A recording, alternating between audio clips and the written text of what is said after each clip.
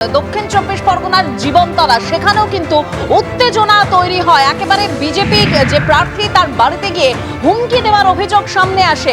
কি পরিস্থিতি তৈরি হয়েছিল একেবারে সেই ছবি আপনাদের সামনে রাখবো, কারণ বিজেপি প্রার্থীর বাড়িতে গিয়ে হুমকি দেওয়ার অভিযোগ ইতিমধ্যে সামনে এসেছে। দেখতে পাচ্ছি সেই ছবি।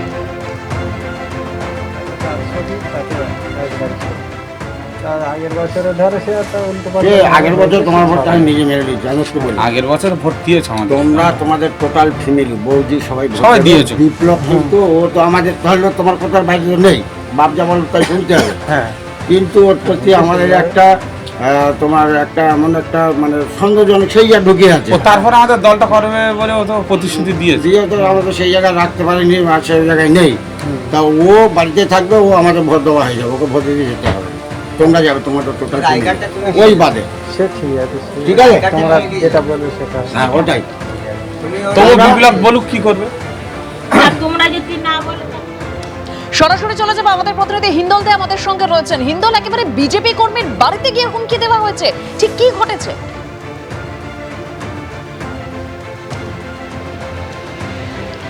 একেবারেই দেখো, বিপ্লব মান্নার বাড়িতে গিয়ে এভাবেই কিন্তু হুমকি দেওয়ার একটা অভিযোগ উঠে আসছে।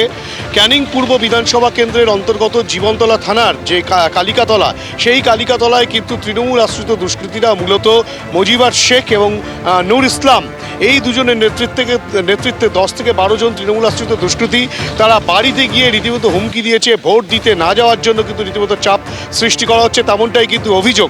এবং তোমাকে বলে রাখি, এই ক্যানিং পূর্ব বিধানসভা কেন্দ্রে মূলত এর আগে আমরা দেখেছি যে তৃণমূল এবং আইএসএফের মধ্যে একটা গণ্ডগোলের পরিস্থিতি তৈরি হয়েছিল এবং একেবারে যেটা অভিযোগ পাল্টা অভিযোগ এসেছে। এবং সেখান থেকে কিন্তু তৃণমূল ছেড়ে আসা আরাবুল ইসলাম, যিনি আইএসএফের থেকে প্রার্থী হয়েছেন, তার সঙ্গে তৃণমূলের বাকবিতণ্ডা হয়েছে, গণ্ডগোলের পরিস্থিতি তৈরি হয়েছে। এবার বিজেপির তরফ থেকে অভিযোগ করা হচ্ছে যে বিজেপির বাড়িতে গিয়ে রীতিমতো তৃণমূল আশ্রিত দুষ্কৃতীরা তারা কিন্তু ভোট যাতে দিতে না যায় তারা সেইভাবে চাপ সৃষ্টি করছে, তেমনটাই অভিযোগ করা হচ্ছে। এবং সেটা 208 নম্বর বুথের কথা উল্লেখ করা হয়েছে কালিকাতলা এলাকায়, জীবনতলা থানার অন্তর্গত। অর্থাৎ যে নির্বাচন আজকে রয়েছে 7টা থেকে শুরু, তার আগে কিন্তু ঠিক যেভাবে উত্তেজনার পরিস্থিতি তৈরি হয়েছে, সেই উত্তেজনার পরিস্থিতি প্রশমনের জন্য কিন্তু নির্বাচন কমিশন, পুলিশ প্রশাসন, কেন্দ্রীয় বাহিনী তারা একেবারে সচেষ্ট থাকলেও এই যে আবহ, যে ভোটারদেরকে ভয় দেখানো, সেটা কিন্তু চলছেই। এবং তার পাশাপাশি তোমাকে বলে রাখি, ক্যানিং পূর্বের পাশেই যে ভাঙড় বিধানসভা, যেই ভাঙড় একাধিকবার উত্তপ্ত হয়েছিল, সেখানেও কিন্তু ভয় দেখানোর একটা অভিযোগ করা হচ্ছে, তেমনটাই কিন্তু বিজেপি এবং তৃণমূল আইএসএফ এর তরফ থেকে অভিযোগ উঠছে। একদম, ধন্যবাদ হিন্দল। তবে বিজেপি কর্মীর তরফে ঠিক কি অভিযোগ করা হচ্ছে শোনাবো আপনাদের। তৃণমূল নামক গুন্ডাদের অত্যাচারে আমি বিগত কয়েক বছর ধরে আমি ভোট দিতে পারিনি।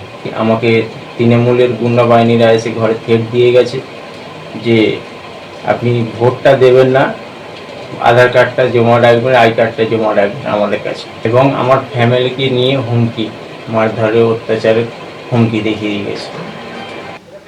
এবিপি আনন্দ, এগিয়ে থাকে, এগিয়ে রাখে।